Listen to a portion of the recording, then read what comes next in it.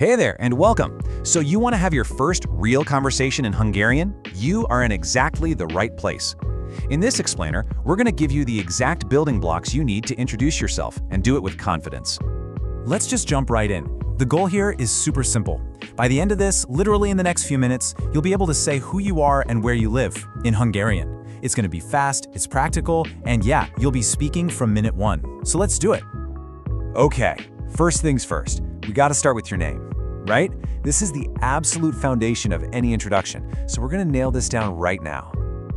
All right, so the key phrase you need to know is a nevem. It's just a really direct, simple way to say my name is. So nev means name, and that little M ending, that's what makes it my name. Pretty simple, right? And using it is, well, it's exactly as easy as it looks. You just say a nevem and then pop your name right on the end. So I'd say a nevem Alex. Simple as that. Go on, give it a shot right now with your own name. Just say it to yourself. Okay, let's really do this. Don't just think it in your head, say it out loud. Trust me, it makes a huge difference. You ready? Say it with me. Nevem. And now add your name. Awesome. First piece of the puzzle? Done. All right, so you've got your name down, perfect. Now let's add that next layer to your story, telling people where you live. So the key phrase for I live in is basically élek. But you probably noticed those little endings there, on, en, un. What are those? Well, they get attached to the end of your city or country, and honestly, they're kind of a classic signature feature of the Hungarian language. It's what makes it sound so unique. So right now you're probably thinking, okay, which one do I use? And look, don't worry about memorizing a bunch of complicated grammar rules. The real secret to getting the hang of Hungarian is learning to spot the patterns. And here's a perfect example of that pattern in action. Hungarian has this really cool thing called vowel harmony. Just look at the word for Hungary, Magyarország. Hear those sounds? It's full of what we call back vowels. Sounds like ah and o that you make in the back of your mouth. Because of that, it takes the matching on ending. Can you hear how the sound of the ending just fits with the sound of the word? It flows. So this is your template. I want you to think about the vowels in your own country's name. Do they sound deep and low like the a and o in Magyarország?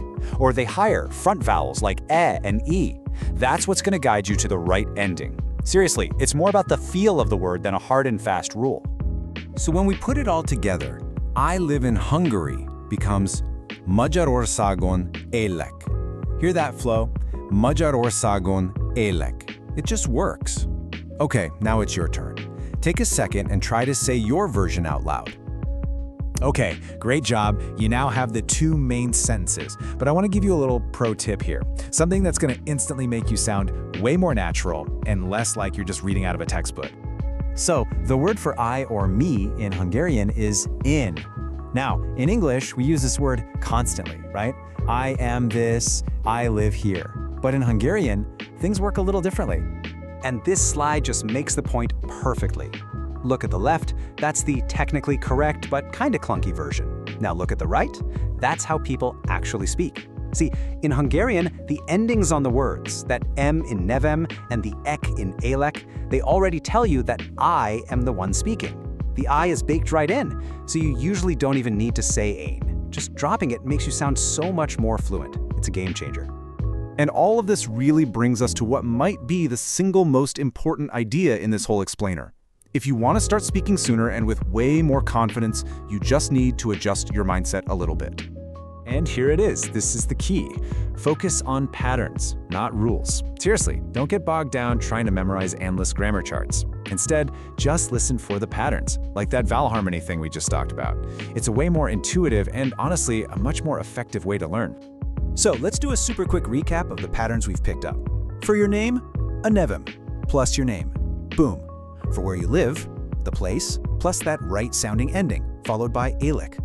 And the big one, remember, you can usually just drop the ain for I. All right, the moment has arrived. It's time to assemble everything we've just learned. Let's put your full two-sentence introduction together. Here it is, broken down into two super simple steps. Step 1, state your name using that pattern we practiced. Step 2, say where you live, combining your country with the verb. That's it. Okay, let's do this for real now. Take a deep breath. I'm actually going to pause for a second to give you the space to say your 2 sentences out loud. You ready? Go for it. And that's it. You did it. You just introduced yourself. And listen, that wasn't just practice. That was you communicating in a new language.